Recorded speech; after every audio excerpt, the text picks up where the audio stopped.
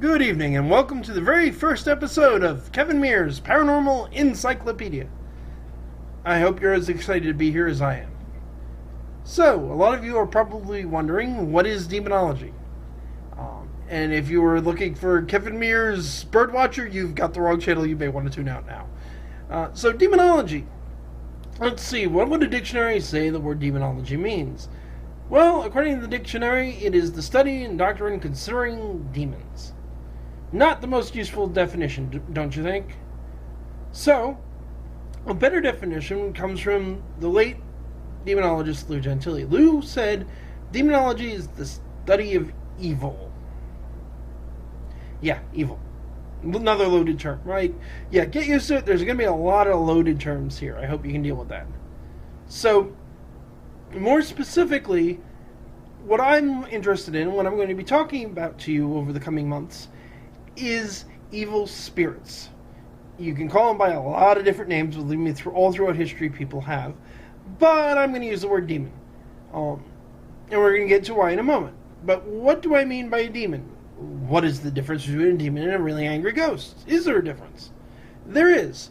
Now, a demon has 4 characteristics.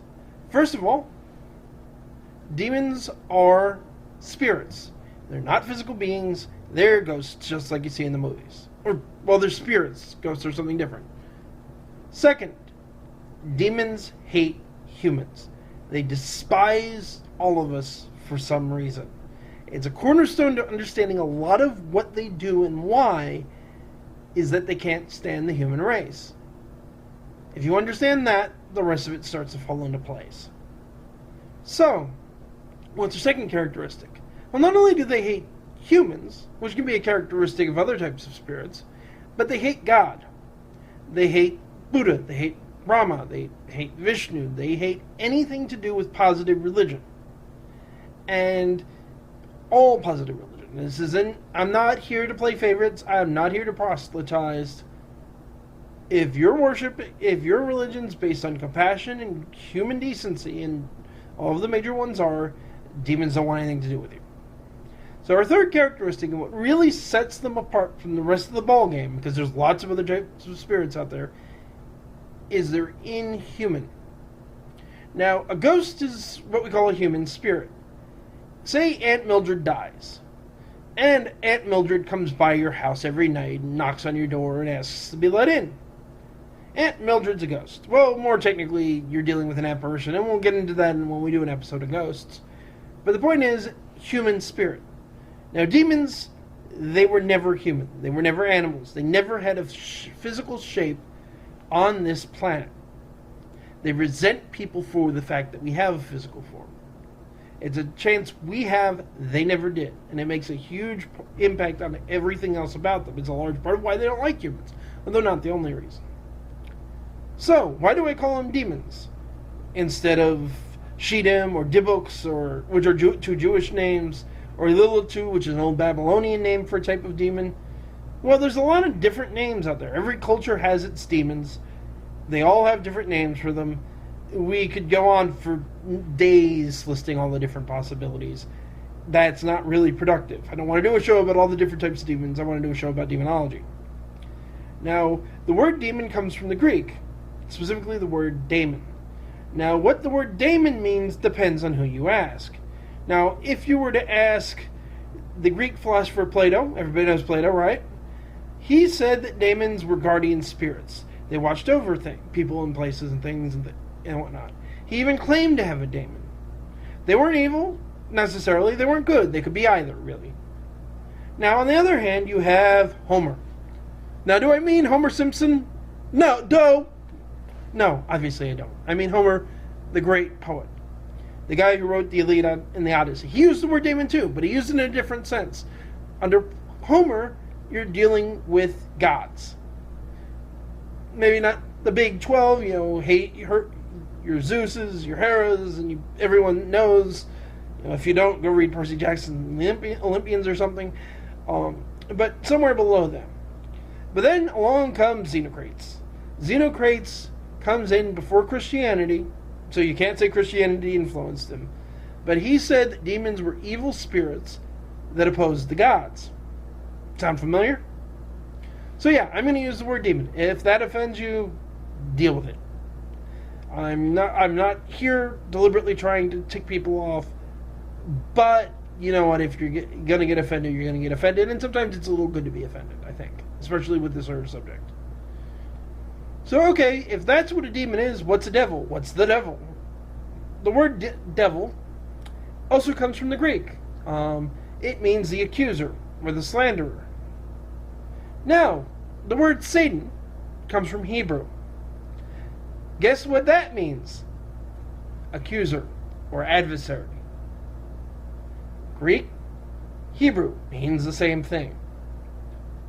That's where the word devil comes from. Specifically, when I talk about devils, think of these spirits as a hierarchy, okay? Like an army.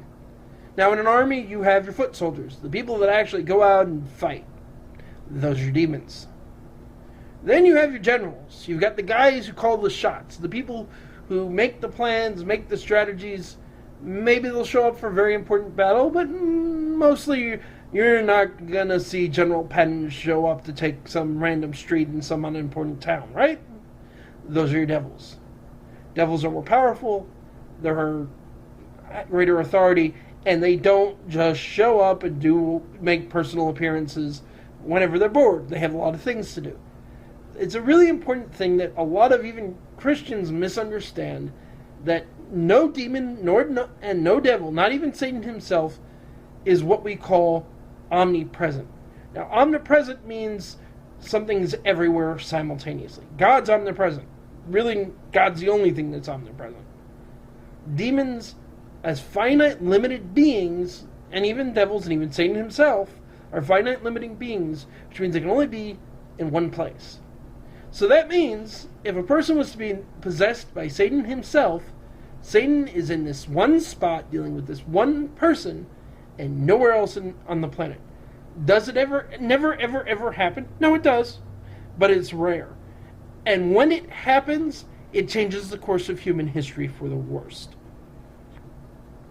I'll get into some of the stuff about Satan later, but offhand, the Bible talks about some of the times.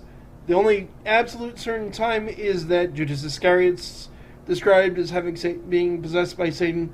There's pretty good implication that the beast, also known as the Antichrist, is possessed by Satan, at least eventually. So yeah, big, powerful people that change everything. There's some speculation we'll get into somewhere down the line about Hitler himself being possessed by Satan, but that's a really complicated subject that we're not going to have time for right now.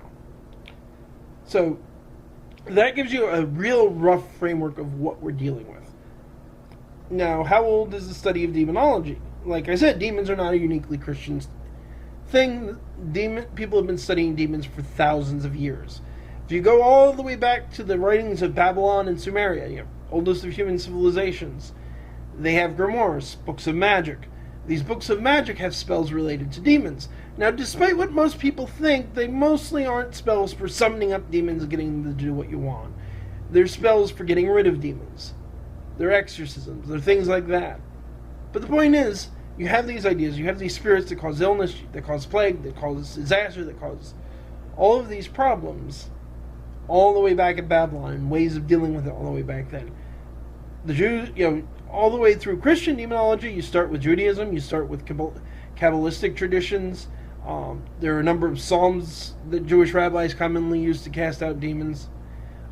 There's, of course, Lilith, which is an episode all on her own.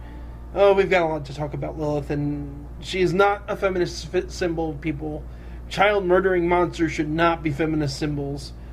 Not that I have anything against feminism, I just have a thing against symbols that are famous for murdering babies. Now, what you're dealing with here, in terms of Christian demonology, is it goes back all the way to the very beginning. Jesus Christ cast out demons. Read your Gospels, people. He cast out demons a number of times. It's very clear that he's talking about demons.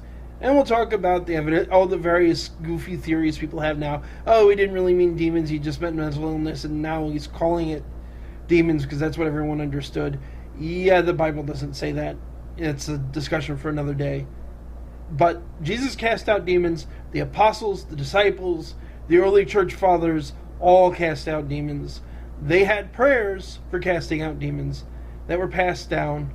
Eventually, around in the 17th century, a lot of these prayers were brought together, along with some other prayers that had been used for centuries to cast out demons, along with scriptures from the Bible and other things they had learned from experience in the Roman Catholic Church. First published the formal ritual of exorcism in 1632, which was later revised in 1999. So, people have been at this for a very long time. This isn't a new idea. But all that said, let's talk about me. Because if you're going to listen to somebody talk about demonology, you should know who they are and why you should listen to them, right? Because trust me, there are a lot of people out there that claim to be experts on this thing, and a lot of people that are full of it. So, I myself am, of course, Kevin Meares, as I said before, and I'm a demonologist. Now, what does that mean? Or how did I become a demonologist? No, I didn't go to seminary. At this point, the only schools in the United States that, to my knowledge, that have courses in demonology are seminary school. I'm not a priest. I'm not an exorcist. I'm kind of like a ghost hunter. Now, how did I get started? Yeah. Now, if you watch most investigators, you're going to get, oh, I grew up in a haunted house. Oh, my grandfather did this. My uncle did this. My brother did this. And I got interested. Yeah, that's not me. I saw the movie Ghostbusters when I was a little kid, back when it came out in theaters, and I thought this was the coolest thing ever. I wanted to be a Ghostbuster. So I went around my neighborhood, talking to my neighbors, asking them if they had ever seen ghosts.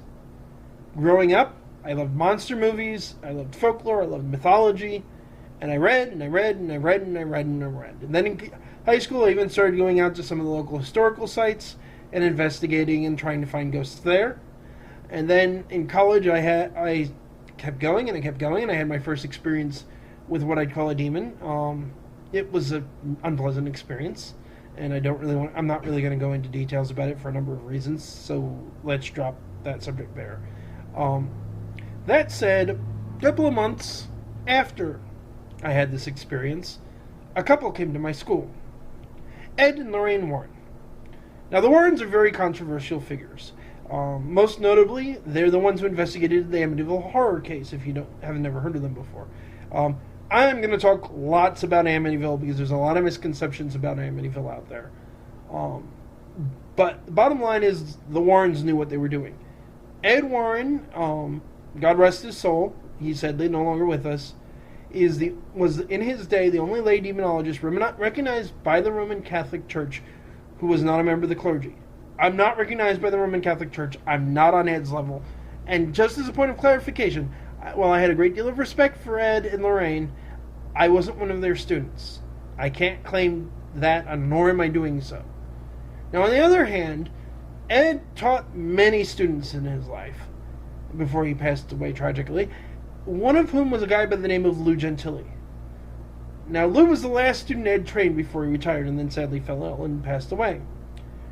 Lou lived in Philadelphia and was a very good friend of mine. If you look Lou up online, you will find me. I was Lou's student. I was Lou's main investigator. I co-hosted the Lou Gentilly Show, which was a nationally syndicated radio show. I would highly recommend everybody Google that. It's a really awesome show that we did for about 10 years. We had Bruce Campbell. We had George Lutz, Kathy Lutz, Chris Lutz. We had a lot of amazing guests. It's really that tradition I'm trying to honor here. This isn't the Lou Gentilly Show. I'm not Lou. I don't have his brilliance. It is my way of honoring his legacy. It's my way of continuing what he started. So no, I'm not claiming I'm Lou Gentilly. I'm not that amazing. I'm just one guy who knows some things thanks to what Lou taught him, and he's trying to pass them on so other people don't mess up. Now, that's who I am. Now, if you're wondering, why do I call myself the Paranormal Encyclopedia? Well, back when I did the Lou Gentilly Show, as some of you may know if you listened to the show back in the day, Lou used to tease me a lot, in a very friendly way, and say that I was a walking encyclopedia, and that I obviously had no friends growing up, just because of my ability to randomly pull bits of folklore out of thin air. And yes, I had friends growing up. I'm a bookworm. Was then, am now, always will be. Love it. Um, but because Lou always said that, and I have great fond memories of my deceased friend, and very soon I'm going to be doing a show specifically dedicated to him. Although I should say this entire series is dedicated in honor of both Lou and Ed's memories. God rest their souls, and they're in a better place. But in honor of Lou, I'm going to call myself the Paranormal Encyclopedia. Not because I'm putting on airs and saying I'm like an encyclopedia, but because that's what my friend called me, and I want to remember him that way. So that's our first episode. I hope you've enjoyed it. We've got a lot more exciting ones coming up. I hope that if you did enjoy it, you'll hit the subscribe button, and feel free to leave me a comment at the bottom. I will try to get back to them as quickly as possible if you do. Otherwise, thanks so much and have a great evening.